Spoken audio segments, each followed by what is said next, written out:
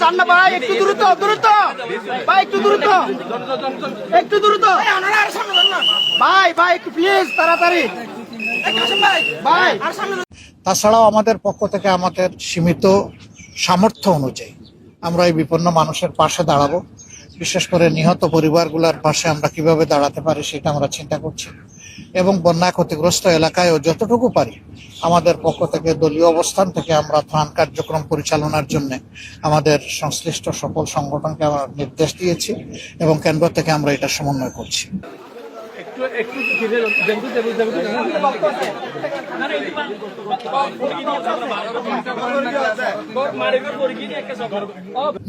দেশের 4টা বিভাগে মূলত এই সমস্যা দেখা দিয়েছে: চট্টগ্রাম বিভাগ, সিলেট বিভাগ, রংপুর বিভাগ এবং ময়মনসিংহ বিভাগ।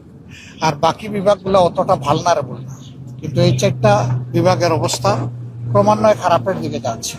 তবে রংপুর বিভাগ বেশি হুমকিতে পড়বে যদি তিস্তার ওই দিক থেকে বাঁধ সব খুলে দেওয়া হয়, তাহলে যেটা প্রত্যেক বছরই হয়, এটা দুঃখ হয়ে আছে, সেই ঝামেলাটা দেখা দেবে।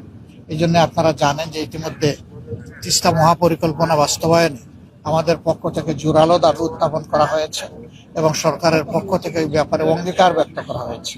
আমরা এখন সেই অঙ্গীকার বাস্তবায়নের অপেক্ষায় আছি। আমরা জানি প্রজেক্টটা অনেক বড়, সময় লাগবে, কিন্তু আন্তরিকভাবে কাজটা শুরু হোক, দৃশ্যমানভাবে জনগণ এটা দেখতে চায়।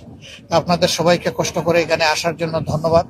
আমরা সারাদিন আজকে আপনাদের সাথেই থাকছি, রাত্রে ইনশাল্লাহ আমরা ঢাকায় ফিরে যাব। সেই পর্যন্ত আপনারা ভালো থাকবেন, আমাদেরকে সহযোগিতা করবেন, জনগণের কথাগুলো মানুষের কাছে পৌঁছায় দিবেন, দুঃখের কথাগুলো। সবাইকে ধন্যবাদ। আসসালামু আলাইকুম।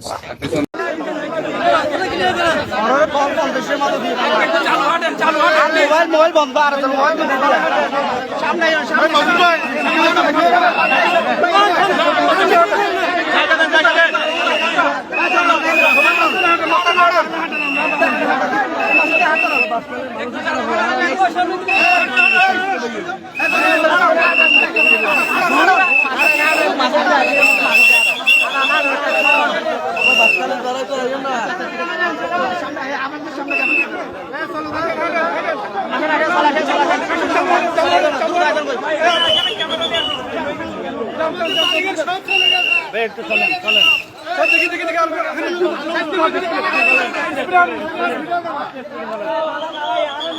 ভাই